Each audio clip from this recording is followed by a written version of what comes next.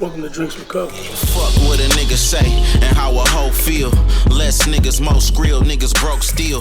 Sold stream, sold dope, sold pills. Half the city thought a nigga had a whole deal.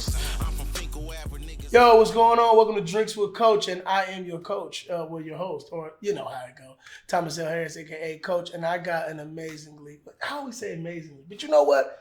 I got the unique, the beautiful, the out cold, the fire, the fierce, the talented lady. Miss Kia B is in the building. What's going on, Kia B? What's up, Coach? How you doing? I can't call it. I'm here, right? Yeah. Yeah, it's a good thing. Absolutely. So I always give people their flowers, right? And so I want to give you yours because, again, you are another person that I've watched grow from the beginning.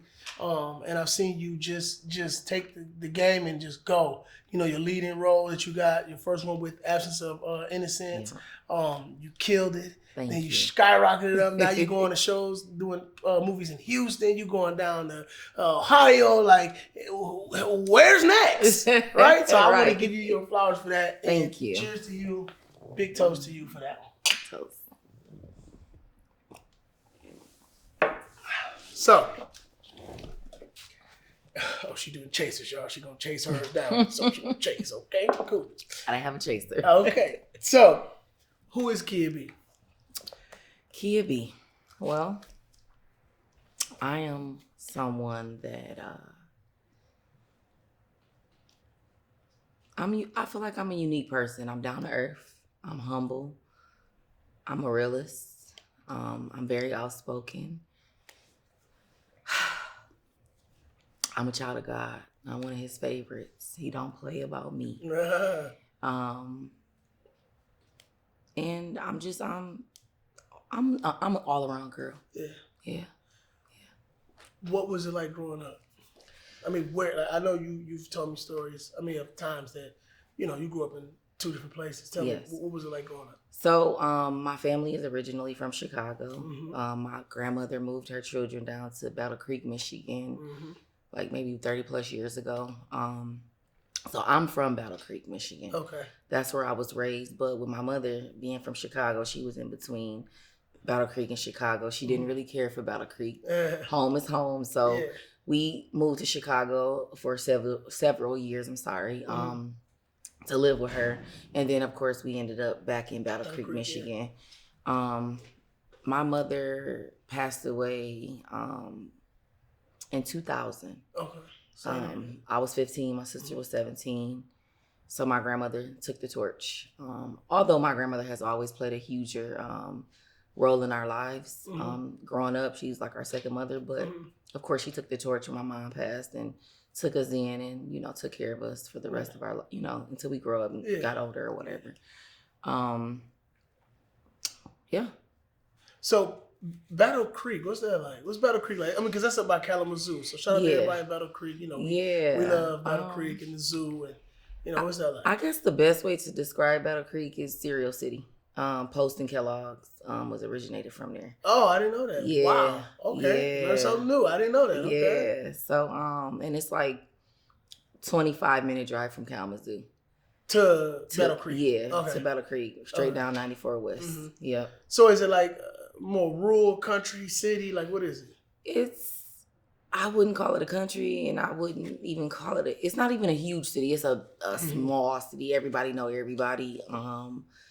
It's small. Yeah. Like, it's small. And not to knock my city. I love my city. I never, knock where I come from. But it just don't have, like, opportunities outside of, like, sports. Like, children can resort to sports, football, basketball, soccer and things of that nature. But, like, anything else, it just doesn't really, have a lot.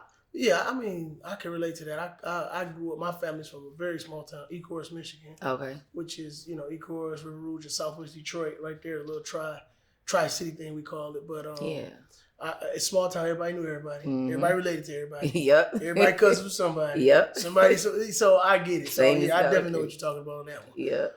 Before acting, what were you doing? So acting has always been my baby. But back then, you gotta understand, social media was not a thing. You know what I mean? So we didn't have much resources to tap in to the independent, like we're doing now with the independent industry now. So I thought, okay, well, maybe I'll just start being a model first. And if I become a model first, that'll open up, you know, the door for me to become an actress. I just felt like I had to start somewhere. So I started doing like Vixen modeling, Vixen shoots, going to Vixen competitions in New York, New Jersey. Although I didn't, you know, win a competition, but it still was like, to me, that's that foot in the door that can possibly get me recognized. So once I felt like that really wasn't the road to go down because it really didn't get me nowhere, I tapped more into my acting. For a while, I would commute everywhere from Battle Creek to Chicago, from Battle Creek to Detroit, primarily Detroit, to do casting calls, auditions. I've even paid for like, what do you call it? Those out there on Big Beaver Road. It was like several different companies. Yeah. That's doing auditions, and you go out there and you audition. And they send you to New York, and they say you got to pay $3,500. Exactly. Yeah, and then you had to pay to like even. Don't do it. Yeah. Don't. And I, you know, of course, I'm just like whatever I can do to, you know, tap in. Yeah, for sure.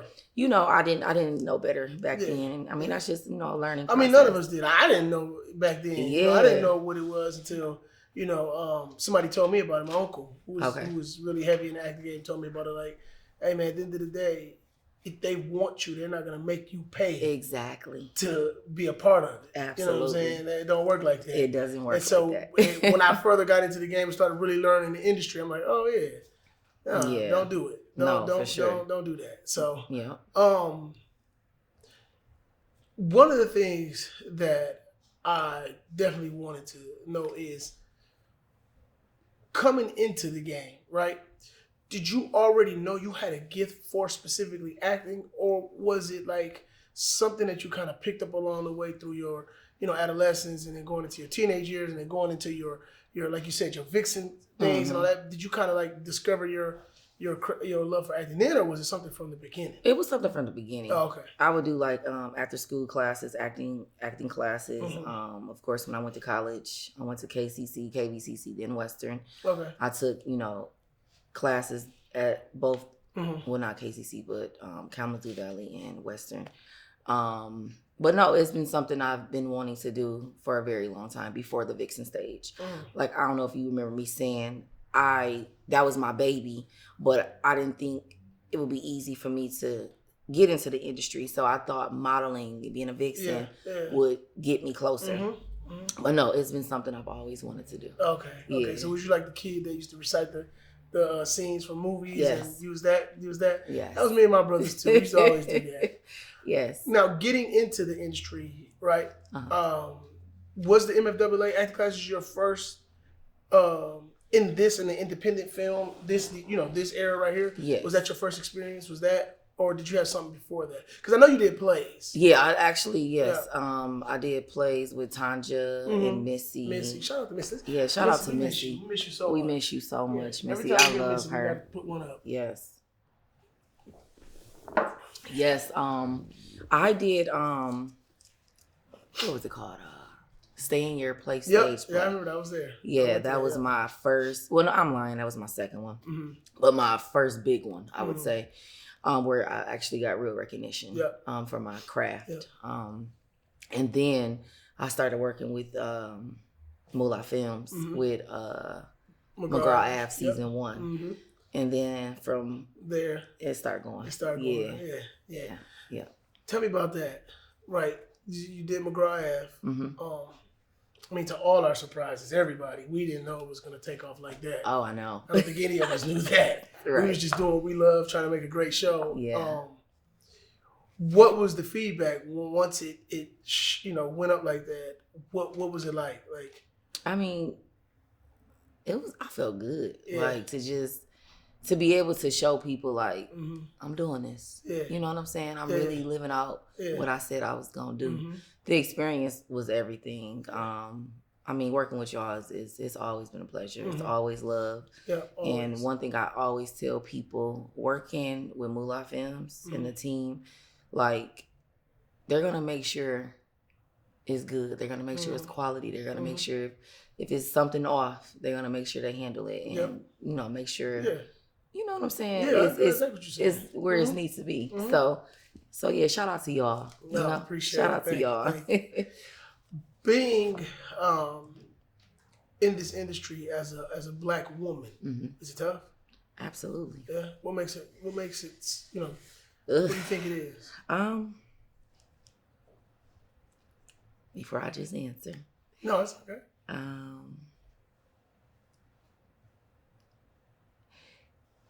In my experience, being a woman that has curves, has the looks, people, they have this vision of you in their head, right? And they may not necessarily know you, right? So they judge you. Like, for instance, let me just back it up. My Instagram, right? The photos I would post wasn't necessarily screaming I'm an actress. Oh, okay. Because I work in modeling in the bar industry, so we had to promote. We had to, put certain pictures out just to get the customers in and things of that nature. Yeah. So I do take some accountability to that, because we often share parts of our world that people take social media and they, you know what I'm saying? They judge you. Yeah. So with that being said, people would come at me, not disrespectfully, but typecast. Want you for certain things. Absolutely. Not respecting your talent. Exactly. Yeah. And that was my big thing. I wanted to make sure that people know me for my talent and not the way I look, not how my ass look, none of that. Course, you know what I'm saying? And that was just like my biggest struggle. Not to knock nobody, because I get it, the industry see who they want, they see, they like, okay, she can fit this character. But my main thing was to, put it out there like I can really act.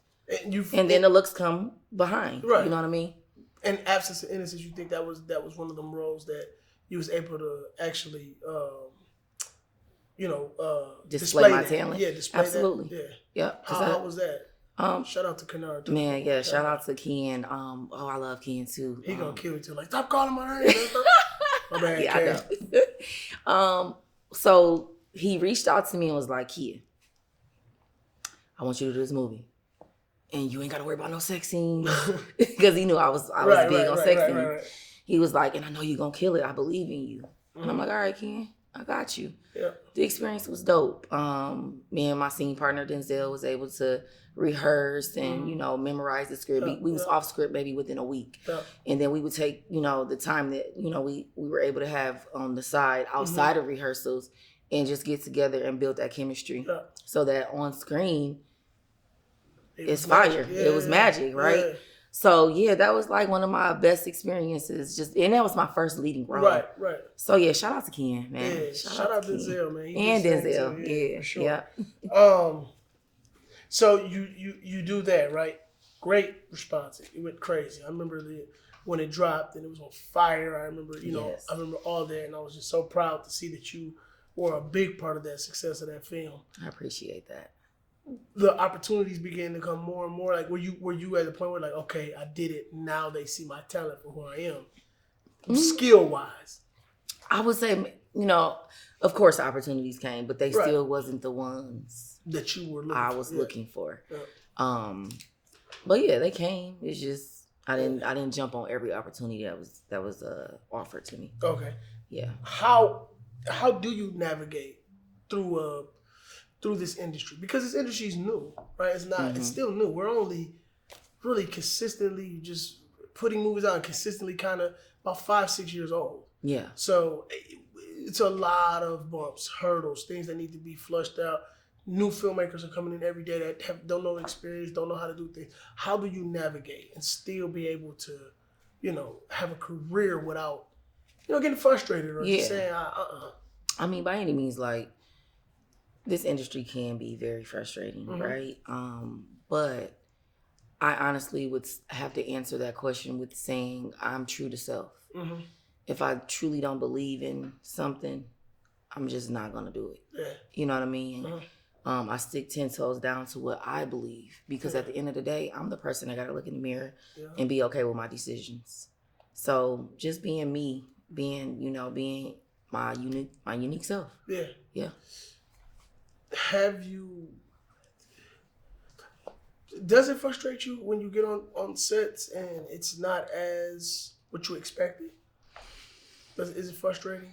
I can honestly say I haven't really stepped on any set Okay. that made me feel that way. Now, of course, we have some hiccups, right? And I feel like that's any set. But when you're an actress or an actor, you got to know what comes with it. It's going to be hiccups. It's not going to be perfect. You got to know what you come for. And if you love what you do, it's not going to be an issue for real.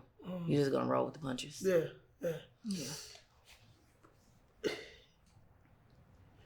Do you think that, because I like what you said. You said you truly love it. You'll roll with the punches. Mm-hmm. But does sometimes them damn punches feel like knockouts? Absolutely. Because sometimes them damn punches can feel like a right hand from Mike or a hook or an uppercut from Mike. So how do you deal with it when it, because the patience, it's going to test our patience. This industry tests our patience. How do you deal with it when it gets to testing your patience to the point where it's like, I talk to God. I talk to God. He's the person I go to for everything. Yes. Everything first. Yeah. What's the hardest part about making films for you? The hardest part. I can't really think of anything, but I would say this. If your scene partner is not off script, don't know their lines, that can be frustrating. Because not only are they playing with the production's time, they're playing with their scene partner time as well. Right. So I can say if I had to say anything, it would be that it's just, your scene partners and people you got to work with are not on point as much as you are. That can throw off anybody. Do you think a lot of that happens in independent just because of, a lot of people are new to everything? Absolutely. I do think it happens a lot. I think a lot of people, because they want to chase their dreams, sometimes I would say people probably take on like too much at one time. They probably got like 3 projects they got going on and they trying to tackle all of them, and it can be, overwhelming at times. So sometimes you're going to lack somewhere if you're not giving your undivided attention to one project at a time. So don't overbook yourself. That's what she's saying. Don't overbook yourself. Okay? Don't overbook yourself. Is there a role that you feel like you turned down that you shouldn't have?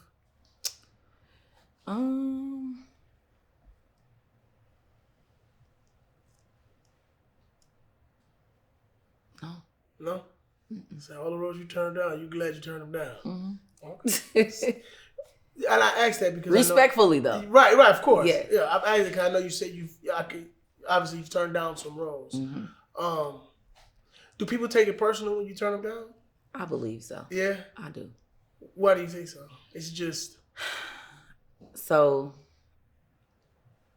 you can just read body language. I mean, not everybody, but I can. Some people just act a little different, you know what I'm saying, afterward. But, I feel like they'll get past that. Or I believe a conversation may be needed. When you feel like somebody is, feeling some type of way, maybe, just to be adult about it, y'all pull the person to the side, have a conversation, talk it out so you'll know, like, listen, so they can understand why you turned it down. Yeah. Because some people do be like, well, I've heard and I've had people say to me like, well, you only work with certain people, and they'll throw out names. I ain't gonna say all the names, you know what I'm saying? Right. And I'm like, no, that's not true. And I have to break it down like, this is why I feel this way, and this is why I didn't do it. It's not. It has nothing to do with you personally. This is why. And then they be like, okay, well, thank you for that. Yeah. You know what I'm saying? So change their whole perspective. It changes their whole perspective. Yeah. It's funny because I think that we always say how actors are, very emotional people, a lot of times. But so are some producers. There's producers in there. I think when you're in this space, it's just, it's you put your all into something and you give it your all and so always tell people, man, you just gotta kind of remove your emotions out of things and just use your logic and think it's always business. Absolutely. So it's never personal. It's always business. It's not personal. And to hear you say that, you have a conversation with somebody and it just goes a long way. It does. You know what I'm saying? I always tell people, if you feel some type of way, always open up the lines of communication. Say something. Absolutely. You never know. Yeah. You know what I'm saying? Like you said, they might have took it the wrong way. Just not knowing. And you calling in or you talking to them smoothed out a whole other situation. And now when something else that does work come across, y'all work together. Yeah. Do you think it's too many people making films that don't take the craft serious? I would have to say yes. Why do you think so? Because you can tell quality from not so quality. And this is not to knock nobody by any means, right? Of course. But you can just tell, the work when you watch certain films, you can see the difference. Yeah. I put it like that. Does it hurt us as a community as a whole? I think so. Yeah. It can diminish us. In what way? People just taking us serious. Even just like not to knock people that want to get into acting, because like you said, you may have not did it your whole life, but you wake up the next day and be like, this is something I think I want to try, and you may be very well good at it. But it's the ones that's not serious and that want to just do it just because they want to be on Tubi or they want to be on, wherever your movie, whatever platform your movie is going on. They just want to be recognized. And I just feel like it diminishes the people that's really serious about their craft.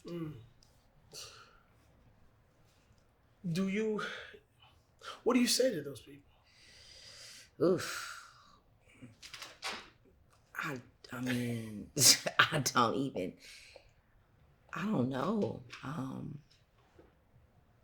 I know I've had a conversation with somebody before and they was just like, put me in I just want to be in it. And I'm like, it's cool to want to be in something and want to be a part of something, right? But understand this is not easy. Nothing that we do is easy. I know we all, as a community, make it look very easy, but it's not. And you got to make sure this is something you really want to do and not just want to do it just to be doing it. You know what I'm saying? Yeah. So take your, make the right decision. Yeah. So what she's saying is if you get in here, take classes, do what you're supposed to do to get better. Absolutely. And when you get on set with her, know your damn lines. Yes. Know your damn lines. Yes. All right? That's important. You've been in the community for a very long, since pretty much the beginning. Have you seen is the growth of the community? Has it grown a lot since the first time you've done a movie? Absolutely. Yeah. It's grown. Do you think that there's a potential to grow even higher, or do you think we kind of are where we're at? Like, do you think this is the ceiling? No, I don't think it's the ceiling. Yeah. I feel like the people that's putting in the work and really, making sure that they grow and evolve in their craft, from producers, directors, actors, everybody. I feel like those are the people that are going to continue to elevate. I think something you said, evolve. Evolve is a very important thing in this industry because you have to constantly evolve. Yes. I always tell people, man, acting, you can act till you're 80, 90. Absolutely. There is no cap on when you got to stop or when you can't do it anymore. Like it's not like that. You can act until whenever. Yeah. So, but one thing is you got to constantly get better. You got to constantly keep working on your craft. You got to constantly challenge yourself. And you constantly got to keep the love of it, right? Because somebody like Denzel, he's been in it since the 70s. It's a long time, but you could tell he still loves it. Oh, absolutely. To this day, you know? So, I think evolve is a big word. And in the industry, the film industry, we have to keep evolving, keep getting better, and keep going forward. Yeah, I think that's a great point. Yes. Do you believe the film industry, is headed in the right direction? Or do we need to change? Like, where do you think some changes need to be made in these productions? I'm sure there are some things that need to be changed. I can't think of them off the top of my head right now. But no, I feel like it's room for growth. Yeah. Most definitely. What's some of the biggest things you think might need to be changed?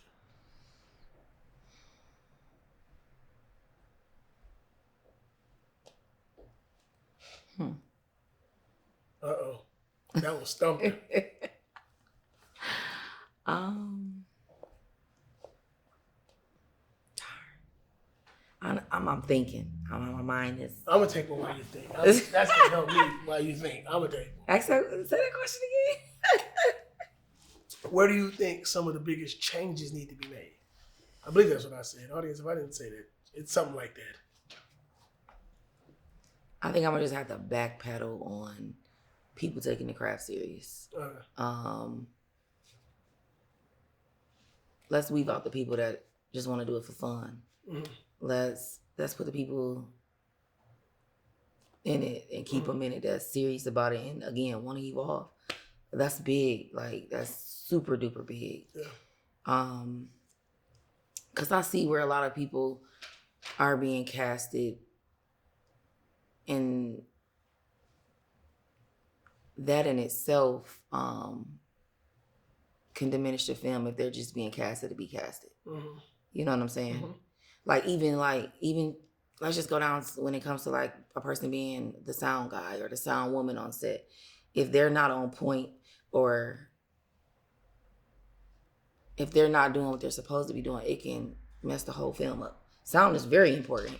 And I've watched a movie before where the sound, it was a simple mistake from the sound guy. You know what I'm saying? Because he wasn't on point. He wasn't doing what he was supposed to do. He like lost a lot of sound, the footage. So people had to go back in and do ADR work. But if he was on point, you know what I'm saying? We wouldn't have had to even go through all of that. So it's just, and that's just an example. Right. You know what I'm saying? So it's just, some people just get on these sets and do it either for the money, you know, or to just be doing it because they want to do something. Yeah. So yeah. Do actors get paid enough? Well, I guess it's just, I mean, I guess it just depends. Independent film industry, of course, obviously you can't pay people like, you know, the bigger platforms. Right? Of course. But I do feel like if certain people have, you know, enough talent under their belt, enough on their resume, and you know that they're good, prices should be negotiable. Yes. You know what I'm saying? But if you're starting off, you got to start off from the bottom like everybody else. Because it's been a lot of times, I did freelance work. For sure.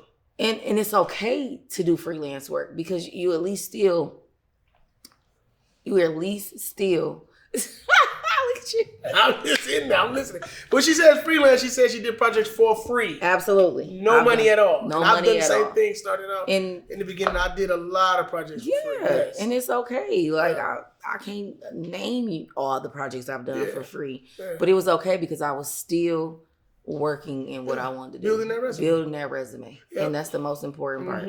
You can't jump off thinking, oh, I want to get this amount of money. What have you done? Right. Where's your resume? What you know what I'm saying? It has to speak for itself. So do actors, so let's say actors have been in the game for a while. Do they deserve to get paid just because of their talents? They deserve more pay? Or do they have to bring something else to the table? I mean, what's your thoughts? I feel like they should definitely get more pay than like a new person that's coming on that probably is not getting nothing versus, you know, maybe a day player. You know how they typically pay like extras $100. I feel like a person that's been doing it for a while should at least get a little more than that. It shouldn't be on, it's levels. Okay. You know what I'm saying? Okay. So yeah. So how does Kia B deal with negative comments and hate and all? How do you deal with that? I ignore them. Yeah. Either block them. Well, that's not ignoring them. That's blocking them. Well, I don't feed. I know. Even though, although I haven't really had that experience. Yeah. Yet, maybe a few different crazy comments. But I pretty much ignore. I don't go, go back and forth with nobody on the internet. It is what it is. Your opinion is what it is. It is. I don't care. You're entitled to your opinion. Absolutely. I always tell you all the time, man. When you're an actor, you're putting yourself out there to be judged. So absolutely. It's your opinion. Hey. And you got to be ready for it. Yeah, because some of them can be a little harsh. And I think just growing up and experiencing the things that I've experienced over time, it's built my skin for this. You know what I'm saying? I think for me, football built me like this, like having thick skin. Because I remember seeing a comment and it was like, man, I hate that nigga, man. He a cop. He probably corny in real life. His wife probably don't love him, and he probably ain't shit in real life. I was like, damn. Nigga just went hard on me. Yes, and I was like, damn. But it was funny. I just laughed it off, but I was like, damn. Yeah. He hated me that much. But on the flip side, I was proud because I did my job. I was the villain. I'm the villain. I was so about to say that means I'm supposed to be. Yes. If you hate me that much, man, kudos. I did what I was supposed to do. So yeah, you gotta just, like you said, you gotta just, you gotta pay no attention. It's opinionated. And it's opinion. Just touching on doing your job on set or just bringing that character to life. I hear it all the time, like, you crazy, or I can't believe you did that, man. I be having people really mad at me, and it's like, baby, I did my job. Yeah, for sure. I obviously portrayed that character. Yeah, did you hate me in real life? Yeah, and then people like, are you like that in real life? No, but if that's what you want to, believe, teach his own. Yeah. So the driving force for Kid B is what? What's your driving force to keep going? It's not just me. I got a mouth to feed. Yeah. I have a child that's looking up to me. Yeah. That's my driving force. My child first. And ever since I've known you, shout out to you being a mother, because ever since I've known you, have always, and we're not gonna go into detail, but I know we've talked a lot, right. And it's just amazing and so like inspiring to see that you were able to balance the two. Yeah. And to see how much of a great mom you are. Thank you. And then still working on your craft and becoming an amazing actor. It's inspiring. And, we got to toast to that. Toast to that. Because it's hard. Toast to that. You're talking to somebody that deal with it. So, thank you for that. Yeah. I appreciate it. No, of course. What's in store for 2025? Oh, boy. So, honestly, my script is written. Okay. Are you getting your producer bag? Oh yeah. Well, I've been in my producer bag. Which I'm on several movies where I'm a producer. I didn't know that. Hidden Licks, The Temp, One Woman's Trash. You know what's crazy? I did know that. Mm-hmm. I did know about One Woman's Trash. I didn't know The Temp though. I didn't know that. Yes. Let's take a shot to that. Look at that. I didn't know that. Yeah, there you go. Mm-hmm. So are you gonna direct this one? So no. Okay. No. Yeah, I'm not there yet. Yeah, I'm eventually at some point. But no, I was gonna probably holler at you about that. Come on now. But no, I'm actually gonna play the leading character. Okay. In this movie. It's a lot of things. Yeah. Okay. All right. Well, look, you know what time it is, y'all. We about to play that stand on it. You heard me. So I'm gonna ask these questions, and my good friend gonna answer them, and she gonna stand on it, right? So if I say, "Yo, who the coldest actress in the world?" you might say Blase Splee, and I stand on that. All right. So you gotta answer what I stand. End it when I stand on it. Okay. Okay. All right. Here we go. I'm a little nervous. All right. Let's do it. All right. So, are you the best actress in the game? I'm not the best actress, but I'm up there. Okay. I'm up there. And you stand on that? And I stand on that. Okay, now. Do you have the biggest impact or influence on other actors and actresses? I believe so. Yes, absolutely. Yeah. I do. And I stand on that. Oh, okay. I'm making sure. Can Kia B be fucked with? No, I can't be fucked with. And I stand on that. Okay, now. Check it out. So if you're second, then who's first? If I'm second, then who's first? I would have to, and this can be up to you. Taraji P. Henson, my girl. Shout out to Taraji. I love Taraji P. Yes. Before it's all said and done, Kia B has to do what with who? I have to. I've always wanted to work with Tyler Perry. Okay. Like that's shout out Tyler Perry. Shout out to Tyler Perry. Yes, sir. That's one of my people I definitely want to work with. Okay. And I stand on that. You got to stand on the other one too. I'm gonna stand on the other one too. Yeah, there you go. Who's the best director in the game? The best director, and are we speaking independently or in general? Whatever you want. Oh my God, so much to choose. It's can I say a few? Yeah, sure. It's your answer. I'm gonna have to give you your flowers. You gave me mine. I'm gonna stand on that. You are one of the best directors, and I tell people that all the time. I feel like Joe Smith is a great director. Shout out to Joe. Yep, Joe Smith with Perfect Man 1 and 2. Yep. Shout out Joe. Yep. Oh my gosh, like I said, there's so many. Ken, Legend. Yeah. Dope Shout director. Shout out to Legend. Yeah.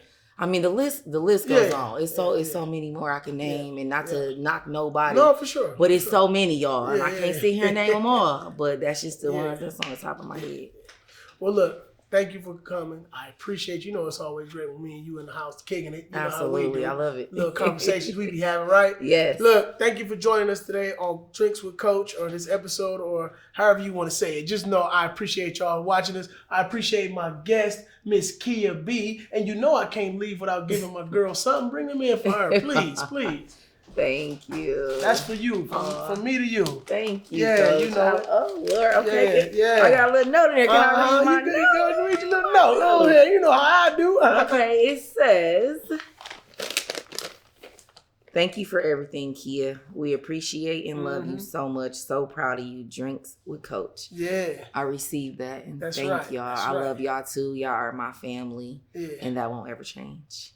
Well, look, man, we just gonna leave on that note. See y'all next time. See y'all. I'm a fake away, 5 out of